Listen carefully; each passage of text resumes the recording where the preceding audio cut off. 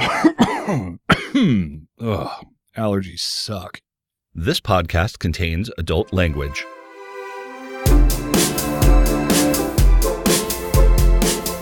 Welcome to the James Chambers Show. I'm your host for this podcast, James Chambers. If you watch the news or read the paper, or if you're alive right now, you know how unbelievably fast the news cycle has become. I was going to talk about Rudy Giuliani and his bizarre statements over the last weekend, but then, 50 other things happened. I can't even get ahead of this shit. It's crazy. Just when I thought I had my brain wrapped around Rudy throwing away a year's worth of Trump's denials and hush money payments and all that to Stormy Daniels, and then he fully reverses himself by saying he's... The facts I'm still learning. So, okay, let's get into that, I think. But then Trump goes and tries to cut $7 billion from the child health insurance program on the same day that Melania releases her totally copied version of the anti-bullying campaign she took from Michelle Obama. Trump then removes the protected status for over 300,000 immigrants who are productive, law-abiding persons. Not the DACA kids, mind you. This is a whole different group of immigrants he's boning. And then he screws over the public sector workers by, and this is actually during National Public Service Recognition Week, by cutting $143.5 billion from their retirement contributions. And then to top it all off, Trump pulls America out of the Iran nuclear deal, just for shits and giggles. And that was just 1 week. And I didn't even mention the dozen or so other massive events that are going on. Living under this administration is like winning a game I didn't want to play in the first place, and winning means you get to drink from the Firehose!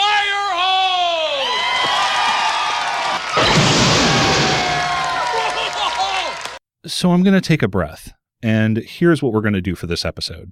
For those of you who aren't up to speed with the Iran nuclear deal, I'll give you a quick rundown on what the deal actually is and what it means for the U.S. to unilaterally pull out.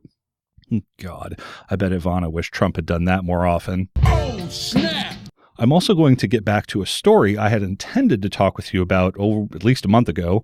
It's going to be an unofficial, possibly returning segment called What's in My Browser? Why the name? Well, it's because I have a problem. Both of my browsers have at least 30 tabs open. My system browser has 44 tabs open. And after this episode, maybe I can close one of them. I'll probably bookmark the page anyway. Like I said, I have a problem. Stick around. We'll be right back for part 1 of the show.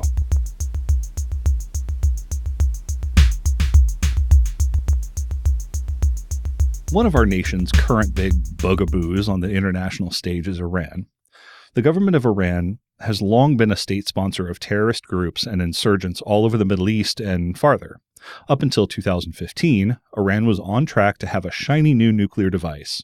Under the Obama administration, a deal was hammered out with 5 other nations and Iran to slow down the advancement of Iran's nuclear weapons program. By agreeing to the deal, certain sanctions on Iran would be lifted, and frozen assets from various points around the world would be thawed. Iran would comply with inspections of any and all nuclear facilities at any time, and they would reduce their stockpiles of uranium and downsize their ability to enrich uranium, plutonium, and heavy water. The deal has been worked out, and it's been working for 3 years now, unless you are President Trump. The fact is, this was a horrible, one-sided deal that should have never, ever been made. Under the decaying and rotten structure of the current agreement, the Iran deal is defective at its core. Here are the facts as they stand today. In 2015, the US, UK, France, China, Russia, and Germany became signatories alongside Iran to the Joint Comprehensive Plan of Action, better known as the Iran nuclear deal. Under this deal, Iran's uranium stockpile was reduced by 98%, which leaves only 660 pounds of fissionable material. This amount must not be exceeded until 2031. It also must keep the stockpile's level of enrichment at 3.6%. So what does that mean exactly? Low enriched uranium, which is between 3 and 4% concentration, can be used to produce fuel for nuclear power plants. Weapons-grade uranium is at least 90% enriched. Essentially, the Iran deal flatly removed weapons-grade uranium from the country while leaving a small amount of low-grade U-235 for fuel. Iran is not permitted to build any new heavy water reactors or accumulate any excess of heavy water until 2031. Heavy water can be used to produce plutonium. Inspectors from the International Atomic Energy Agency continuously monitor Iran's nuclear sites and also verify that no material is being moved covertly. Iran also agreed to implement the additional protocol, which allows inspectors to access any site anywhere in the country that they deem suspicious. Until 2031, if access to a site is requested, Iran has 24 days to comply to the request. 24 days may seem like a long time for an inspection, but look, remember, we're talking about a fully functioning uranium enrichment facility. It's not like closing up a lemonade stand. Even if all the equipment and the manpower could be moved, covertly within the 24-day period, which the watchdog groups are looking for that anyway, cleaning up the actual radioactive fissionable materials is just not that quick of a process. 24 days is more about processing paperwork and communicating with all the necessary parties. And what about breakout time? Before July of 2015, as it's been noted, Iran had a large stockpile of enriched uranium and almost 20,000 centrifuges. That's basically enough to create 8 to 10 bombs. If Iran rushed to create a nuclear weapon prior to 2015, the amount of time it would have required, which their breakout time, was 2 to 3 months. Under the Iran deal, Iran's breakout time is at least a year, possibly longer. That's a 400% increase in breakout time. By complying with the deal, Iran gets the removal of crippling economic sanctions. It's now able to resume selling oil on the international market and use the global financial system for trade. Should Iran violate any aspect of the deal, the UN sanctions will automatically snap back into place for 10 years with the possibility of a 5-year extension. And these sanctions are no joke. They have been crippling the Iranian economy since 2012. Look, so based on every inspection report to date, Iran has been and remains in compliance with the deal. So what's the problem? I don't think that the Iran deal actually really was ever the issue for Trump. Removing it was just a campaign promise that he was able to keep no matter what the real-world consequences will be. Pulling America out of the Iran deal is just another way that Trump is tearing down President Obama's legacy. That's it. From DACA to the TPP to the Iran deal to the Affordable Care Act, Trump is systematically dismantling the Obama legacy. And the sad thing is, Trump is doing all this damage not because he has a valid policy disagreement with the Obama administration. It's because of this. Someone should get to the bottom of that. And I know just the guy to do it. Donald Trump is here tonight.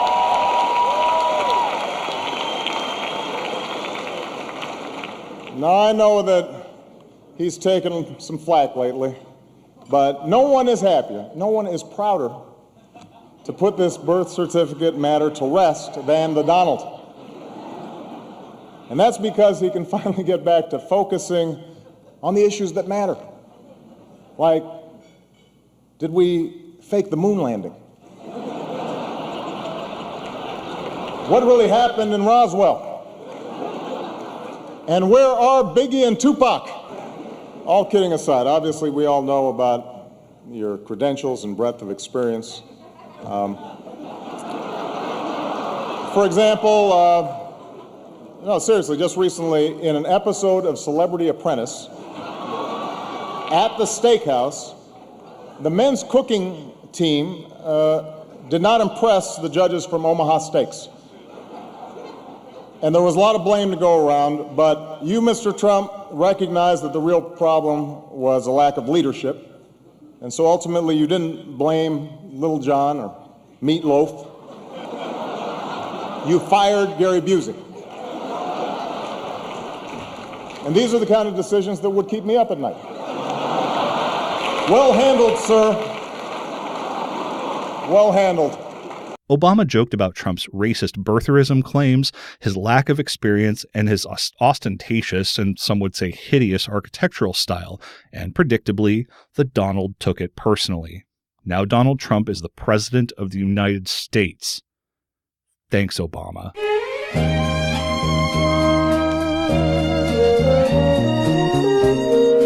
And now it's time for What's in my browser?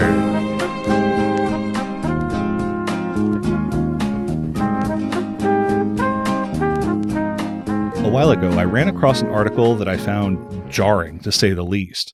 Based on a recent poll, 35% of surveyed working Americans would give up their right to vote in all elections for the rest of their lives in an exchange for an immediate 10% pay increase. You heard that right. They would forfeit their most basic constitutional right for a modest 10% pay increase. And what's more, half of the millennials surveyed would be willing to give up their voting rights if their student loan debt was forgiven. That's appalling, but that's not all. The same survey also found 56% of working adults would work an extra 10 hours per week for life for a 10% pay increase. 40% would give up their dental care, and 19% would give up their health insurance for the next 5 years. And as noted, so 35% would give up their right to vote in all elections for life, and 9% would give up their children's or their future children's right to vote in elections for life. And 12% would break up with their partner or their significant other for a 10% pay increase. For concerned lay people like myself and the multitude of scholars that keep tabs on wage growth and the economy, this is the canary in the coal mine. And when we're talking about a full third of American workers who are willing to give up their right to vote forever for a relatively meaningless wage increase. And I've said this numerous times, and I cannot stress this enough. Your wages are too low. This is how desperate workers are becoming. Workers would leave their partners, give up their health care, give up their dental care, give up their children's or their future children's right to vote, my God, for a lousy 10% wage increase. This is where the moneyed elites, the corporate shareholders, and the grand old party, this is where they want us, all of us, in the lower 80%. They want us desperate and scratching for every nickel. They want us to be so afraid of losing our jobs that we don't ask for raises and we don't demand better benefits. We don't demand reasonable hours. We don't demand secure scheduling or mandatory sick leave or paid maternity or paternity leave. Hell, we don't unionize. They want us on the ragged edge between one medical emergency and poverty. And that's where we are, friends. And that's where we're all going to stay unless we fight back. Midterms are coming. Voting has already begun for primaries in several states. Get out and register to vote. Help your family register to vote. Organize a carpool and take your neighbors to register to vote. Don't ever lose your voice, and don't ever, ever give up your vote by just not showing up. It's time. It's our turn to make America better for us all. Thank you for listening to the Firehose episode of The James Chambers Show. Jeez, we didn't even get to incels or Don Blankenship or this week's primary vote roundup. Ugh. Anyway, follow the show on Twitter for updates at RealJCShow, or you're welcome to email the show, realjcshow2017@gmail.com. Clips and information came to you from the BBC, PolitiFact, Vox, CBS, UHF the movie, the Washington Post, the New York Times, probably some other sources that I can't quite recall at the moment. Thank you for listening. Mash that subscribe button, throw us a like, and help us out by sharing this episode or any of our previous episodes with your friends. If you're already a subscriber, thank you. Until next time, love you all. Take care.